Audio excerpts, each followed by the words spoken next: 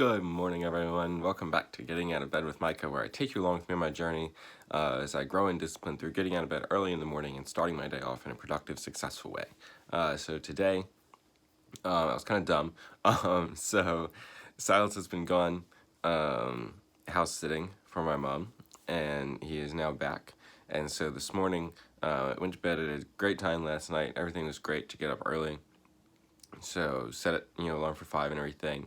And I wake up and in my sleepy state, I was like, you know what? I think that we'll avoid being disruptive to Silas on his first morning back, and we'll reset to 6 o'clock. I think that's gonna be a good idea. Which was really no reason for that.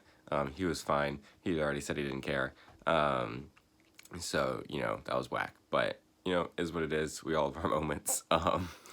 But yeah, so got up definitely late today. Got up at like 6:15. But yeah, so is what it is.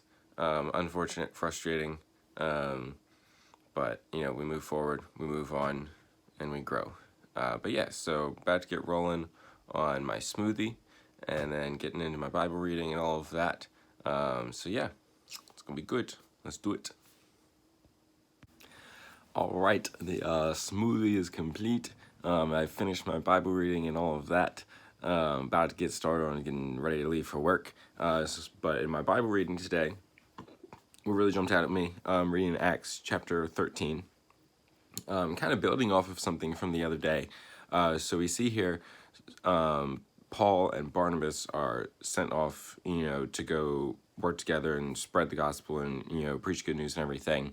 And what I really like about this is, so, the other day we talked about, the need for people in our lives, and that, no part is too small, because without Ananias, who is never mentioned again, and then Barnabas working with Saul, he would have never become the Paul that we know today. And so, again, we saw Barnabas later in one of the other chapters that I didn't talk about, where Barnabas actually goes and gets Paul from his hometown, where he went back to for a while and spent some time there. And Barnabas goes and gets him and then brings him to Antioch. And then we see again now that Paul and Barnabas are sent off together. And I really love this, concept that we cannot do it alone, because Paul is the one that we all talk about. Paul is, Paul. He wrote, bunches of the New Testament, and, absolutely changed the world and taught us so much and everything. And I'm still learning from him. He's absolutely one of my favorite. Other than Jesus, I would say that Paul is probably my favorite person in the Bible.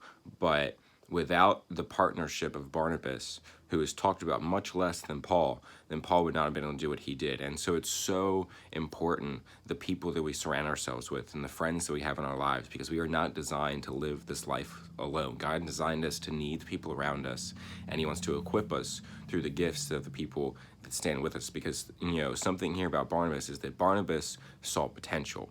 Barnabas was an encourager. Barnabas, saw Paul and saw that he could become something great, and so he invested into that, and so he spent his time with that, and so through his encouragement, Paul was able to continue on and become who he became. And so I really love that.